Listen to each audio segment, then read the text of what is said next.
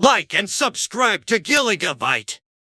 Game on, everybody, and welcome to another video. Today I will be showing you guys my Mathmech deck profile, and I'll show you why it is mathematically the best version of the deck. Let's get started. I'll do the deck profile very briefly, and then I'll go through the second portion where I go into the more in-depth build. So if you're here for the deck profile, please stick around. I strongly recommend you see why I'm building in this particular ratios.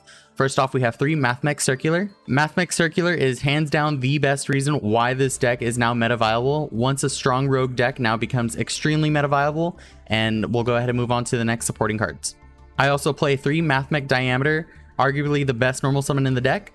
Then I play 2 Mathmech Sigmas, 1 Mathmech Multiplication, and 1 Mathmech Nabla. I then also play 3 Mathmech Additions and 3 Mathmech Subtraction. Onto the Mathmech spells, we play 1 Mathmech Equation, and for the traps, we play 2 Mathmech Superfactorial and 1 Mathmech Induction in the main. You simply need a searchable out to Mystic Mine for this format until the ban list comes out, and maybe it says it's banned. At the time of this recording, the ban list hasn't come out. Side note, I was saving this video basically for when the ban list came out, but I just wanted to post this as soon as possible. I was kind of tired of waiting. I also did opt in to play 1 Archfiend Eccentric. This is for 3 copies of Small World, and I also play 3 Silent Minings for consistency. It's all about consistency, and the breakdown will make sense once you guys see the second portion of this video.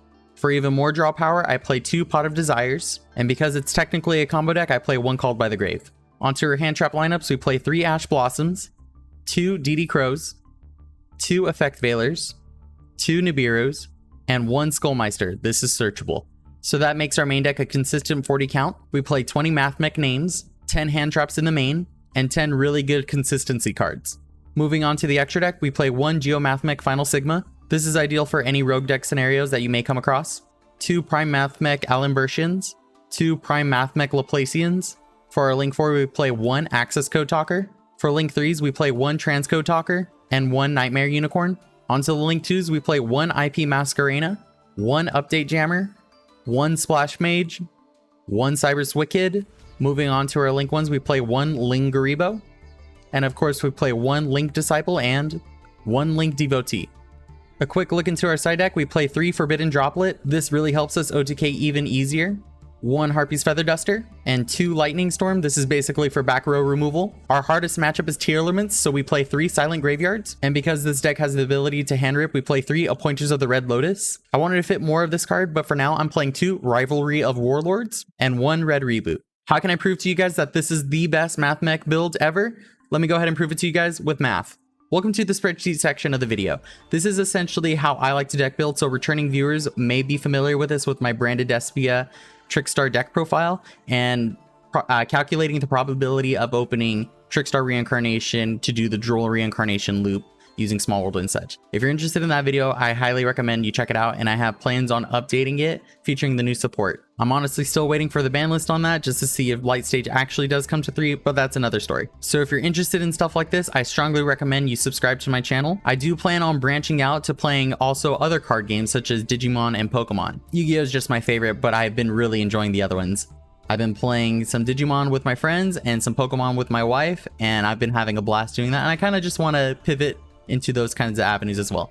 Anyways, so go ahead and focus your attention in this middle section here. This is essentially what most people will look at too, and what I use as a reference, because all the other data is just kind of pretty to look at, where this is just the hard data here. So how did I come up with the information here? Most of it is pretty straightforward, and one thing to note here is that we need to basically come up with a formula of what is our game plan.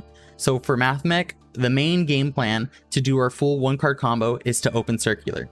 So how do we open up Circular?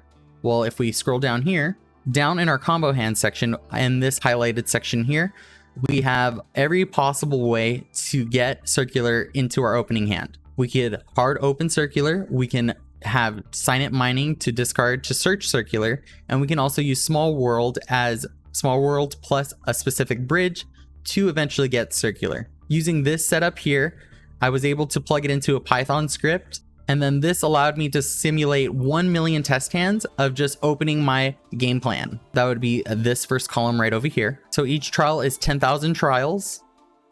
And then going back up here, we can see the game plan after 1 million average hands. We can theoretically open up Mathmech Circular about 77.6% of the time. So 77.67% is pretty good to essentially hard open this combo. This also includes the probability of just using Pot of Desires and how likely are we able to see it. But ultimately, this percentage average comes down to how likely are you to see it within your first 5 in your hand. Some other statistics to note is that the probability of you opening 1 hand trap is about 78%, and if you were to open 2, it's about 36.69%, and that would be more ideal for a defensive play. A lot of pro players will say if you open up 2 hand traps, that's usually pretty good defensively. So if we were to calculate the game plan or opening 2 or more hand traps, the average of 1 million hands comes about to almost 91%, but you can see here it comes out to 90.88%.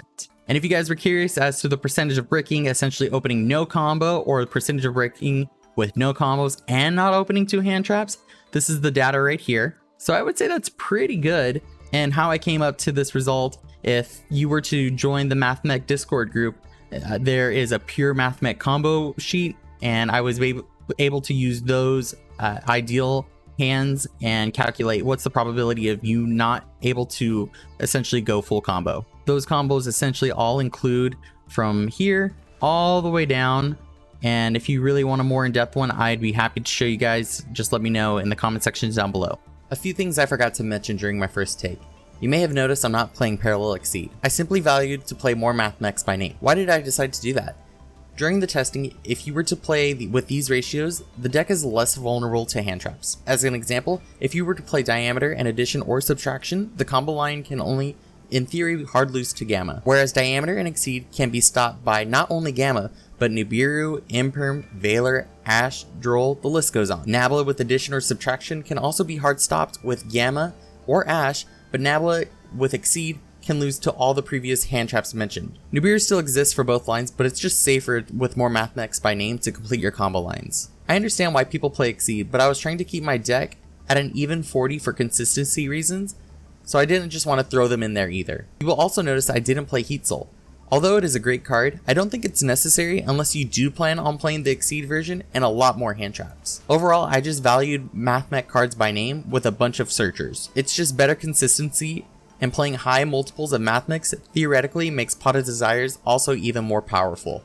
More additional notes that I just want to quickly go over. This top portion is how likely are you to open a starter within your first 5 or first 6 cards in your hand. And for my build, I included Mathmech Circular, Signet Mining, and Small World as starter cards. Unfortunately though, like, you do need an extra card as fodder for Small World or Signet Mining, but you technically do open those, and those become like a 2-card combo instead of just a 1-card combo. And in this section here, it's basically our percentage or probability of opening hand traps or cards that are specific for board breaking or for back row hate.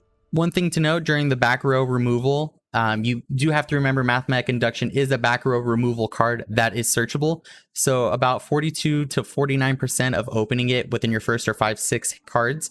It's not honestly that terrible in retrospect of knowing that you're able to search these cards, but back row decks aren't even relevant in this current format, so that's something not even to worry about, but it's definitely something nice to have. If you guys have any questions regarding this deck, please feel free to leave me a comment. I will be quick as possible to respond. And also, if you want to reach me on Discord, you can go ahead and join my Discord in the link down below. If you guys would like me to break down another deck, please let me know in the comment section down below. Please also consider leaving a like on the video, as it truly does help me. And if you're new to the channel, please consider also subscribing. I primarily make Yu-Gi-Oh related videos, but I plan on branching out into the Digimon TCG and the Pokemon TCG soon. If you guys would like to pick up any of these cards for yourself, please consider using my TCG player affiliate link in the description box below. There should be a link that instantly adds every single one of these cards into your shopping cart for you to purchase. At no extra cost to you, it greatly helps my channel. Get social with me and check out all my other social media, and consider joining my Discord channel. Thank you guys so very much for watching. I'll see you in the next video. I'm out of here.